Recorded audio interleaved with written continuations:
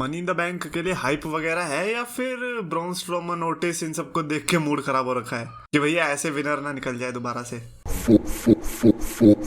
तो gas champions of the world में हूं 3DX चेतन। आज की इस वीडियो में हम पिछले 10 जो पेपर व्यू हुए हैं मनी इन द बैंक के, उनके जो विनर्स हैं उनको रेट करने वाले हैं कि एक्चुअली में वो कितने बढ़िया रहे as Money in the Bank winners, या फिर जब उन्होंने चैंपियनशिप जीती उनका रेन, तो उसको लेट्स सी कि कितना ब्यूटीफुल रहा, कितना आइकॉनिक रहा या कितना नहीं रहा। जिसकी शुरुआत हम 2012 से करते हैं जब हमें 2 सेट ऑफ विनर्स देखने को मिले थे। ऑफकोर्स क्योंकि रॉ और स्मैकडाउन अलग अलग थे तो अलग अलग उनके मैचेस करवाते थे। तो एक तरफ जीता था जॉन सीना ने, दूसरी तरफ जीता था डॉल्फ जिगलर ने। अगर मैं विनर्स की बात करूं तो मेरे को लगता है कि इसमें सबसे ज्यादा जो मेमोरेबल आया वो जिगलर की तरफ से आया, उनका कैश इन भी मेमोरेबल था।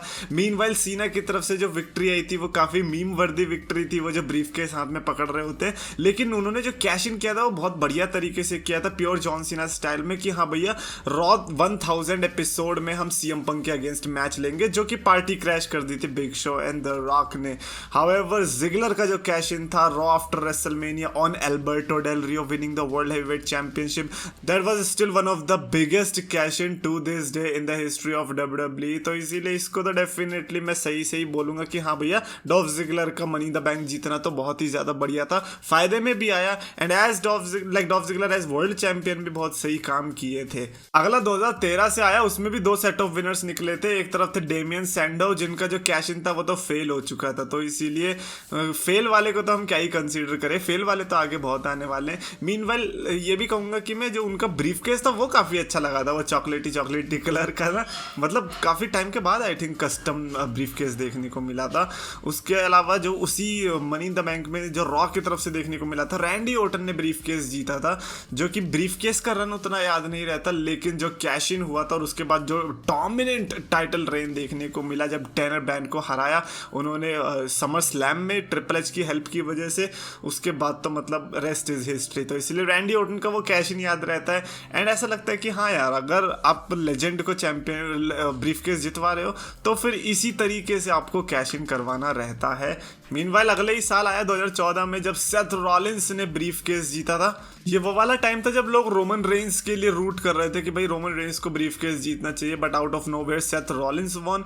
एंड मेरे हिसाब से उनका ब्रीफ केस का रन वाज सुपर, लाइक उसको 10 on 10 इजीली दे सकते हैं। मतलब वो इमेज जब आपको याद आने लगती है ना कि अब हाँ ब्रीफ केस के साथ में वो पंटर लोग, और साथ ही साथ वो heist of the century cash in at WrestleMania 2015, तो वो तो मोस्ट मेमोरेबल रहेगा। तो इसीलिए मेरे को तो लगता है कि कैश इन और टाइटल रेन, टाइटल विक्ट्री सब में यहाँ पर सेथ रॉलिंस ने 10 on 10 लिया था।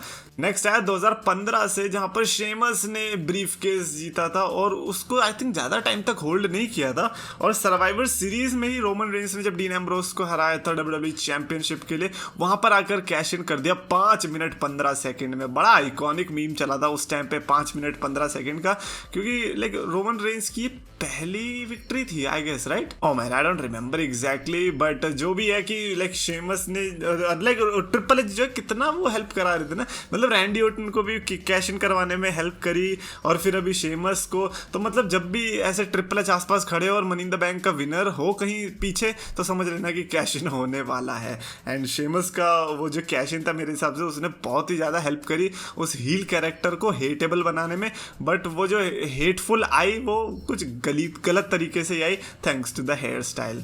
इसको अगर मेरे को रेट करना होगा I would say I think 6 out of 10। अगला आया 2016 से डीन एम्ब्रोस, और डीन एम्ब्रोस के टाइम जो कि 2016 था, I think 2016 was one of the best years in the WWE's history, जो कि आप लोग ट्वीट्स कमेंट्स यहाँ पर देखते भी होंगे किस तरह से लोगों के ओपिनियंस रहते हैं। Meanwhile money in the bank में जहाँ पर द शील्ड का हमें रीयूनियन देखने को मिला था, but in a different manner, क्योंकि रोमन रेंस ने सेथ रॉलिंस का मैच, रोमन रेंस ने सेथ रॉलिंस के साथ मैच लिया था WWE चैंपियनशिप के लिए, जिसमें सेथ रॉलिंस ने क्लीन पिन किया रोमन रेंस को, और उसके बाद डीन एम्ब्रोस ने आगे कैश इन किया सेथ रॉलिंस को। तो अभी भी वो चीज याद रहती है कि हाँ भैया किस तरह से एक ही पेपर व्यू में द शील्ड के तीनों बंदों के पास WWE चैंपियनशिप रही थी एक टाइम पे।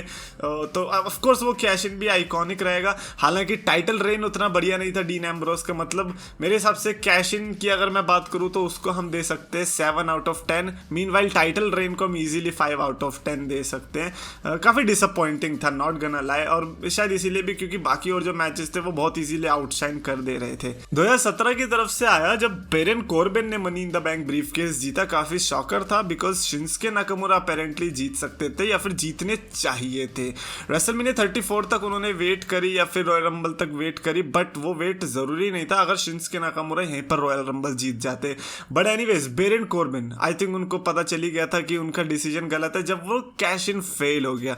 तो इसको तो रेटिंग क्या ही देनी बनती है, इसको तो 0 आउट ऑफ 10 ही मिलेगा, बिकॉज पहली बात तो उतना मेमोरेबल भी नहीं है, और दूसरी बात मेमोरेबल है भी तो क्या उनका फेल होना, कि किस तरह से जॉन सीना ने उनको कैश इन फेल करवाने में मदद करी। And I am like John Cena भाई, हर कोई तुम्हारी तरह लॉयल वगैरह ये सब नहीं है ना, रिस्पेक्टफुल, किसी किसी को चीटिंग से भी जीतने दिया करो यार।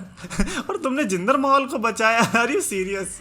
उस दिन अगर जॉन सीना नहीं करते ना, कॉर्बिन को चैंपियनशिप जीतने देते, तो आज हमें कॉर्बिन का ऐसा हाल ना देखने को मिलता। अगला आया 2018 से ब्रॉन स्ट्रोमन, जब उन्होंने ब्रीफकेस जीता था, और उनका भी कैश इन फेल ही समझ लो। मतलब उन्होंने जो रोमन रेंज पे कैश इन किया था वो फेल हो गया। वाई? बिकॉज ब्रॉक लेसनर उसमें इंटरफियर कर चुके थे, जिसकी वजह से नथिंग हैपेंड। तो ब्रॉन स्ट्रोमन को टाइटल तो मिली, लेकिन उसके 2 साल के बाद रेसलमेनिया के अंदर, लेकिन तब तक तो बहुत देर हो चुकी थी। बट ब्रॉन स्ट्रोमन का ये जो मेरे को लगता है कि कैश इन था, मेरे को लगता है कि उनकी रॉयल रंबल विक्ट्री एंड उनकी money in the bank victory दोनों की दोनों फेल थी, दोनों के दोनों किसी काम की नहीं आई। इसको मेरे को अगर रेट करना होगा, आई would give it 1 out of 10। 2019 का आया ब्रॉक लेसनर का कैश इन, जो कि ब्रॉक लेसनर बहुत ही अलग तरीके से मनी इन द बैंक में घुसे। आई गेस उन्होंने मुस्ताफा अली को रिप्लेस करके, नहीं मुस्ताफा अली तो लाइक रिंग में थे, सैमी ज़ेन को रिप्लेस किया था, किसको किया था, उसकी जगह पे आके मनी द बैंक ब्रीफकेस जीता, एंड देन उसको कैश इन किया एक्सट्रीम रूल्स में। आई थिंक जो बेस्ट पार्ट लगा वो ये कि किस तरह से ब्रीफकेस का यूज़ किया था, जब बूम बॉक्स बना दिया था लेसनर ने, थीम सॉन्ग में थोड़ा चेंज हुआ था, डांस करने लग गया था, वो काफ़ी एंटरटेनिंग था। आई थिंक एंटरटेनमेंट वैल्यू पे तो मैं इजीली 8 आउट ऑफ 10 दे सकता हूँ। मीनवाइल जो उनका कैश इन था, मेरे को लगता है कि वो उतना मेमोरेबल नहीं, आई डोंट नो व्हाई। मतलब मैं तो एक टाइम को भूल ही गया था कि ब्रॉक लेसनर ने ऐसे कैश इन की। मेरे को लगा था कि एक लेजिट मैच जैसे जॉन सीना ने लिया था वैसे मैच लिया होगा और फिर कैश इन किया होगा, बट टर्न्स आउट नहीं भाई। Rollins and lynch versus Corbin और एवंस का जो मैच हुआ था, उसके बाद सेथ रॉलिंस पर ब्रॉक लेसनर ने कैश इन किया था। प्लीज कमेंट्स में लिख के बताना कि क्या आपको भी ये चीज याद थी, क्योंकि भाई मेरे तो दिमाग से निकल गई यार। ये कैसे कोई मेमोरी होती है ना जो कि आपको पता है कि हुई है, लेकिन नहीं होती आपके दिमाग में, आप देख भी लो तो भी आपको यकीन नहीं होता कि है ऐसा तो नहीं हुआ था। And this was one of those for me. तो इसीलिए इसका जो आई गेस टाइटल रेन था, टाइटल रेन तो खैर क्या ही बोलेंगे, बट हाँ जो इसकी कैश इन थी अभी देखने में तो अच्छी लग रही है, बट मेरे को याद नहीं थी, तो just for that I would give it a 5 out of 10। 2020 में आया ओटिस।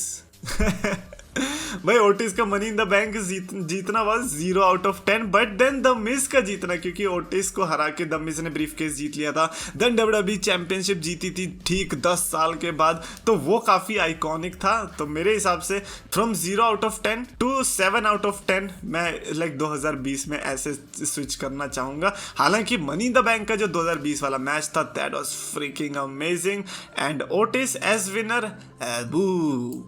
एंड फाइनली आया 2021 का, अभी लेटेस्ट में, क्योंकि अभी 2022 का तो विनर निकला नहीं, तो 2021 का था बिग ई, जो कि डब्ल्यूडब्ल्यूई चैंपियनशिप उन्होंने कैश इन भी करी, और ऑफ कोर्स उनका money in the bank winner के रूप में था, ऐसा कुछ खास था नहीं। हाँ मेरे को इतना जरूर याद रहेगा कि बिगी की वजह से मेरे चैनल का नाम चेंज होकर AEW इज द बेस्ट हो गया था, जो कि मेरे को कभी भी नहीं भूलना चाहिए। इसीलिए मैं इस मोमेंट को, मेरे हिसाब से मेरे लिए ये 8 आउट ऑफ 10 की कैटेगरी में रहेगा। उनकी टाइटल विक्ट्री भी आई गेस 7 आउट ऑफ 10 रहेगी, और टाइटल रेन तो मेरे को ऐसा कुछ खास लगा नहीं था, उसको भी मैं 6 आउट ऑफ 10 में रखना चाहूँगा। तो ये थे मेरे ratings for the last 10 money in the Bank winners और पेपर व्यूज और शोज। डेफिनेटली इन 10 में से आपका favourite, like literally favourite cash in तो नहीं पूछूंगा, बिकॉज वो तो सेथ रॉलिंस ही रहने वाला है। मैं ये पूछूंगा कि आपके हिसाब से वर्स्ट विनर कौन सा रहा है, वो कमेंट्स में लिखकर बताओ। अगर आप मेरे से पूछोगे कि मेरे को क्या लगता है, मैं ओटिस का नाम पिक कर लेता, बट देन अगेन ओटिस की जगह मिज ने तो ले ही लिया ना ब्रीफकेस, तो फिर अब क्या कंप्लेन कर ली। तो इसीलिए मैं किसी और का अगर मेरे को पिक करना होगा, then I would choose I guess Baron Corbin. Comments में लिखकर बताओ। अगर आपको वीडियो पसंद है तो प्लीज लाइक करो, शेयर करो, चैनल सब्सक्राइब करो।